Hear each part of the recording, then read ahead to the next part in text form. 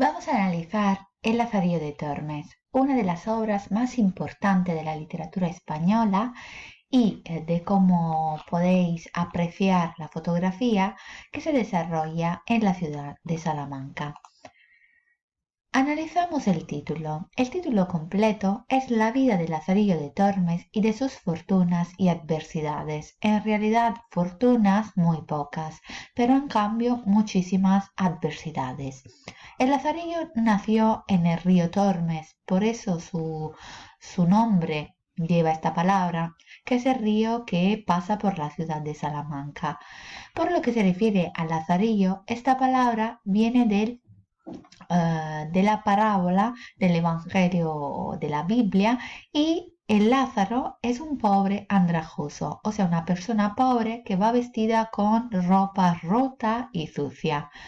Y el género al que se refiere es la novela picaresca. ¿Y quién es un pícaro? Un pícaro, como dice siempre la Real Academia Española, es una persona de baja condición, astuta, ingeniosa y de mal vivir. En realidad, nuestro Lazarillo astuto al principio no es, pero debido a las circunstancias se tiene que ingeniar para poder sobrevivir.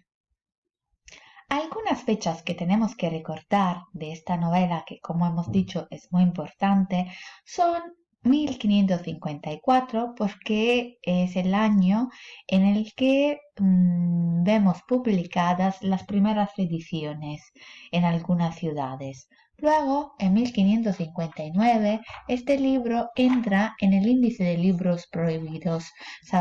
Recordamos que el Tribunal de la Santa Inquisición había publicado un índice de libros prohibidos en los cuales aparecían algunos títulos que no podían ser vendidos y publicados. Entre ellos el Lazarillo de Tormes. ¿Por qué? Porque contenía algunos ataques a la iglesia. Pero en 1573 deciden publicar el libro, ya que le gustaba mucho a la gente, pero sin algunos tratados, que eran justo los que hablaban mal de la iglesia. Para llegar al siglo XIX, cuando tenemos la obra completa tal y como la leemos hoy en día. Vamos a ver, a la pregunta ¿quién es el autor de Lazarillo? La respuesta que todos damos es que no tenemos un autor, que es anónimo. Bien, esto es lo que dicen lo que dice la mayoría de la gente. Pero en marzo de 2010 se publicó una noticia en la cual se decía que muy probablemente el autor de esta novela es el señor Diego Hurtado de Mendoza, un hombre noble que escribía y si fuera cierto, esto no se sabe, no podemos decirlo a ciencia cierta, pero si se confirmara esta autoría, terminaría un misterio de muchos años de duración. Pasamos ahora a la estructura de este libro. El libro está organizado en un prólogo y 7 tratados.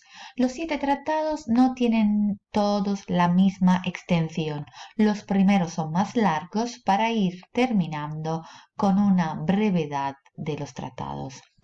Y también en todos los tratados vamos a ver cómo cambia el papel del protagonista.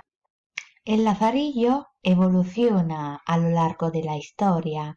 Al principio es más ingenuo, ¿no? En los primeros capítulos, en los primeros tratados.